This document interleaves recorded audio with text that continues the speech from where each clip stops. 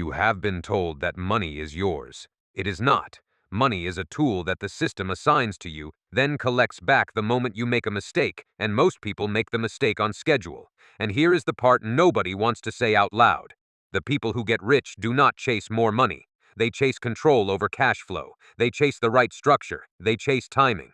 While you were saving and hoping, they were moving money through machines you were never taught to recognize. This is not financial advice. This is financial education about how money actually works in the real world, what the rules really reward, and why in 2026, the gap between the people renting their lives and the people owning the game is widening faster than anyone comfortable admits. In 2026, you can feel it everywhere. Automation and AI keep killing middle-class jobs, but nobody calls it that on the evening news. They call it disruption. Your employer calls it efficiency. Then you look at your rent and your groceries and you realize efficiency is just a polite word for your income getting squeezed while corporate profits stay insulated. At the same time, the housing crisis is no longer a temporary shortage. In the United States, the United Kingdom, Canada, and Australia, home prices have detached from wages so hard that buying eventually became a myth.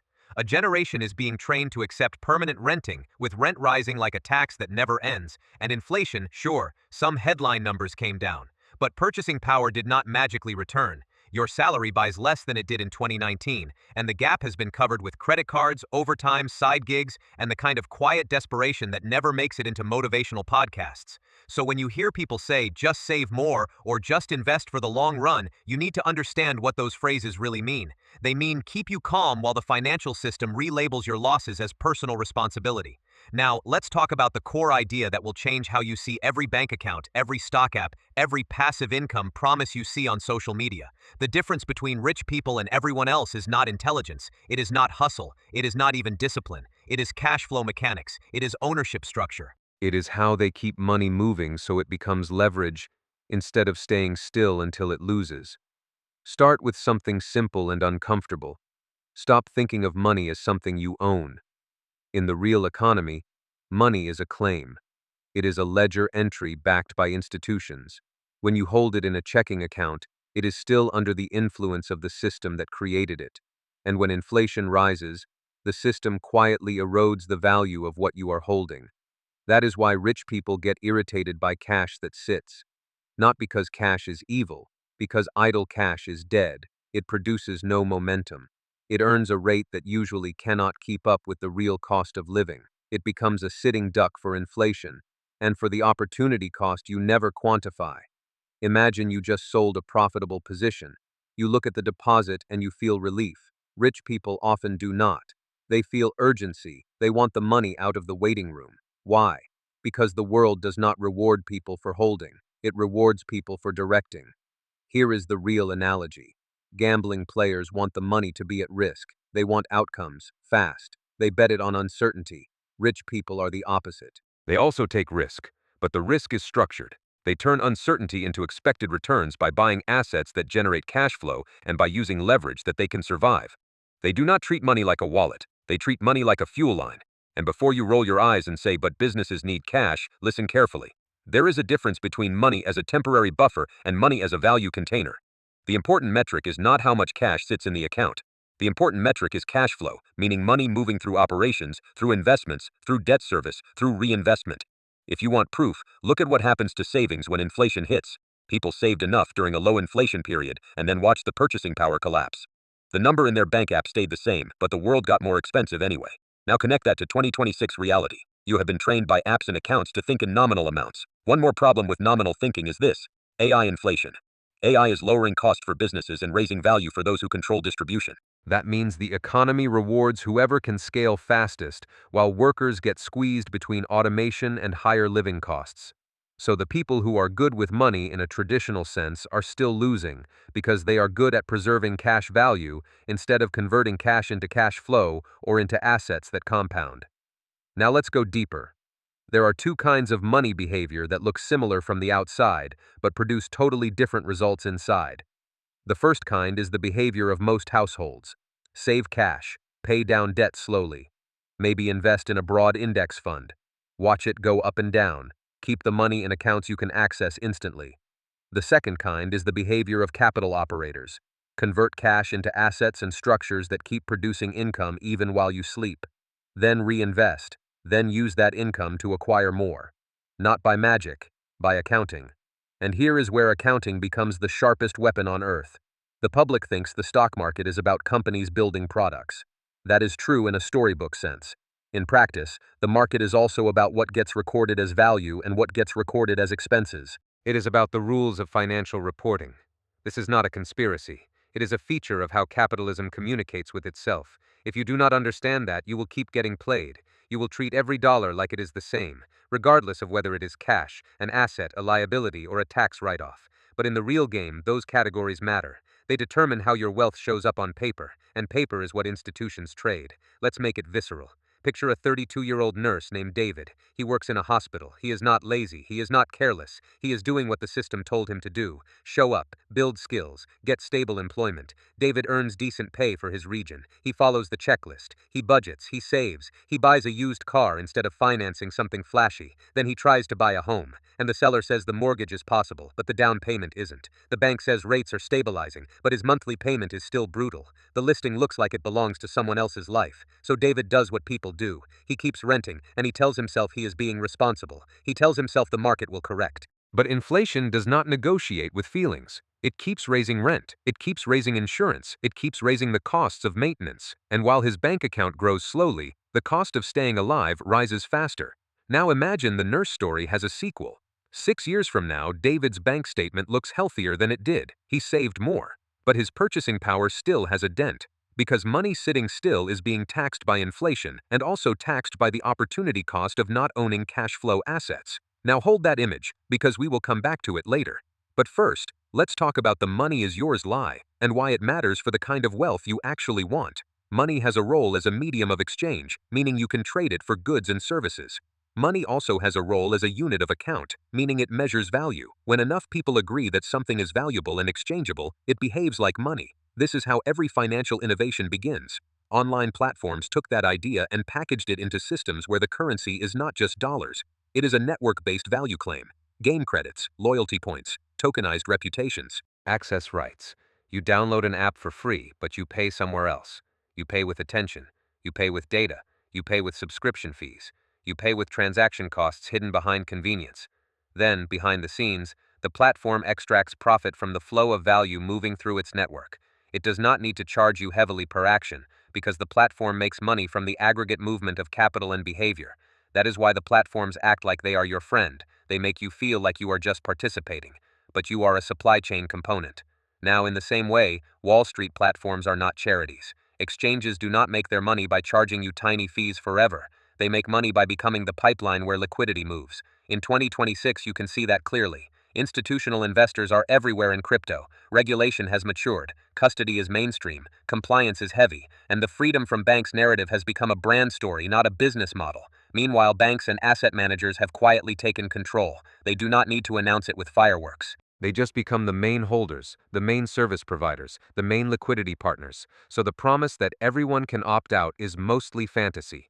Most people do not opt out. They opt into another system, one with different branding and the same power dynamics. Now we get to the uncomfortable truth that changes your strategy.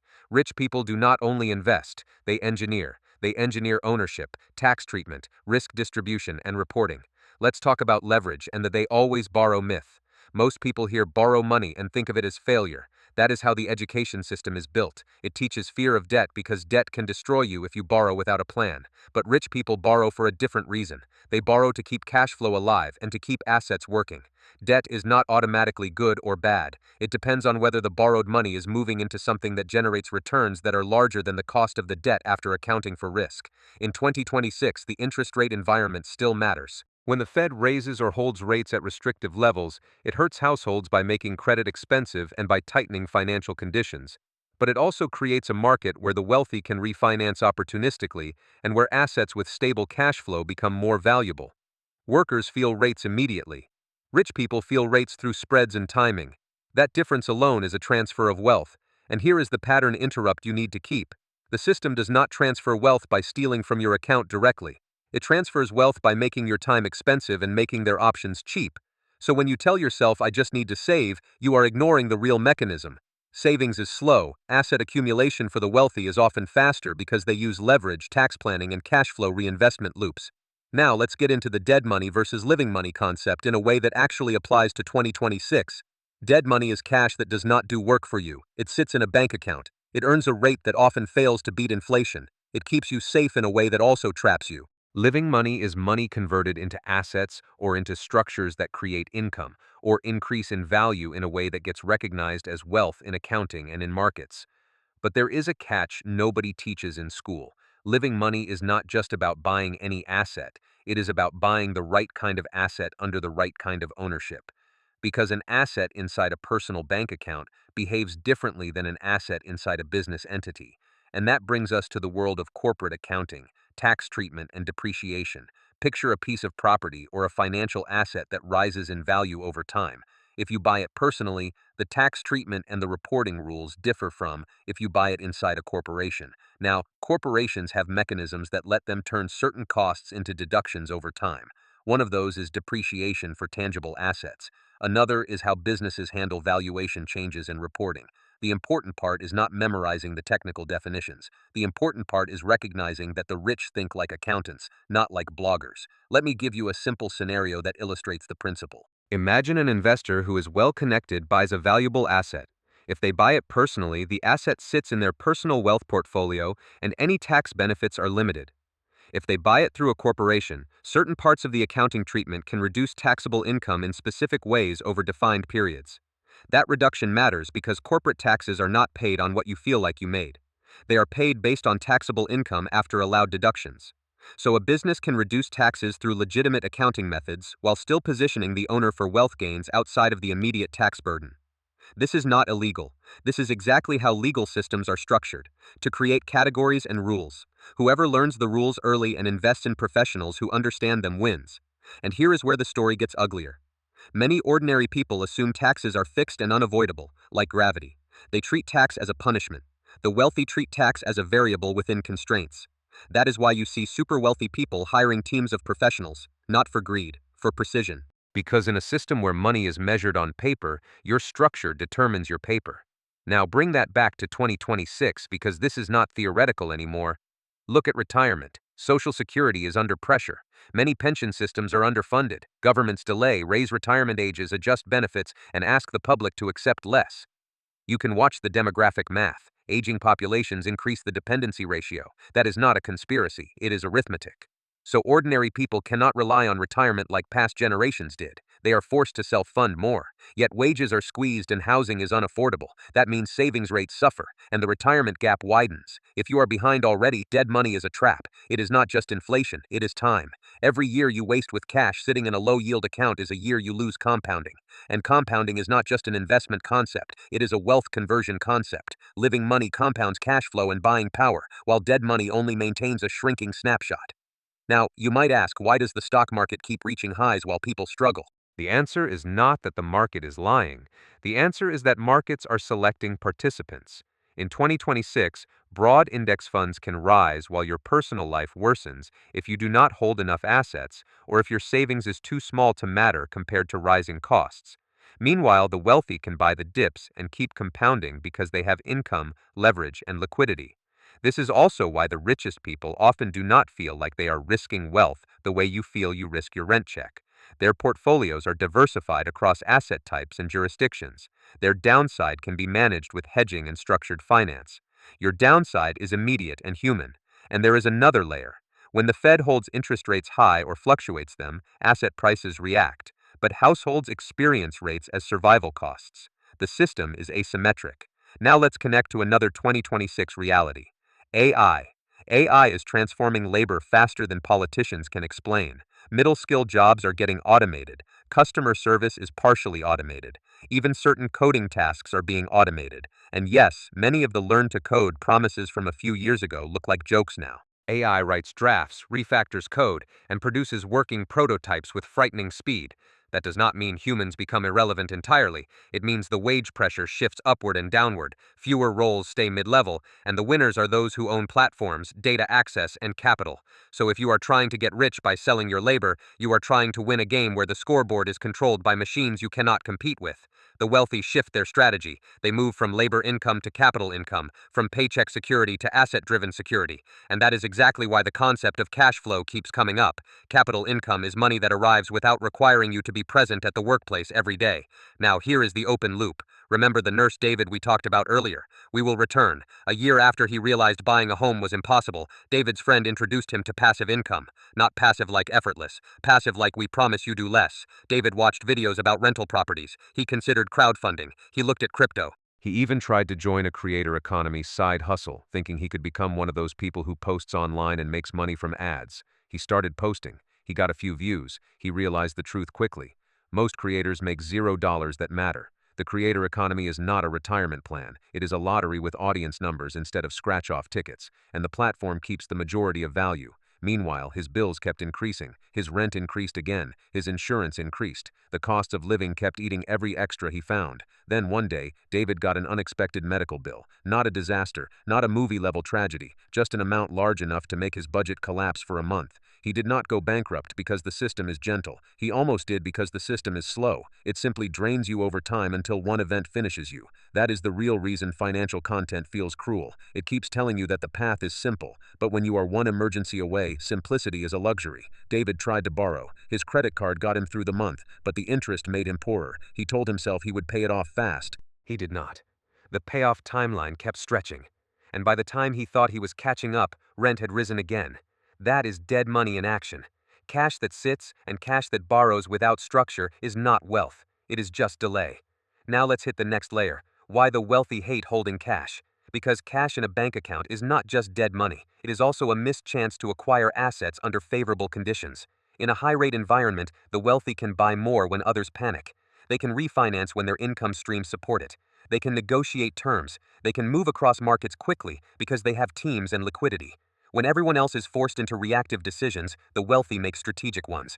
Now, we should talk about how people like Warren Buffett think about this. Buffett is not a magician. He is an owner. He buys businesses that produce cash flow. He holds when the business produces value over time.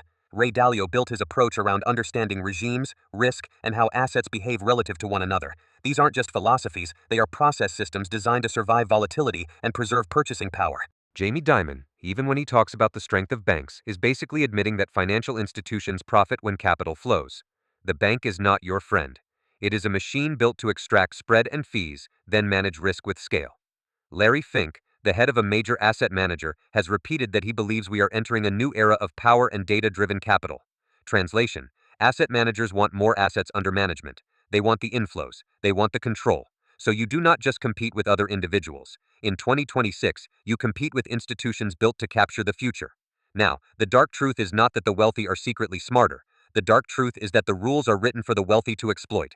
Let me say that again without softening it. The rules are written for the wealthy to exploit. Not always maliciously, not always with a smoking gun, but because legislation is shaped by those with access to power, and because the public education system rarely teaches the mechanics of financial structure, tax categories, and ownership strategies. You are taught generalities. You are taught to fear risk. You are taught to trust institutions. But you are not taught how capital formation really happens.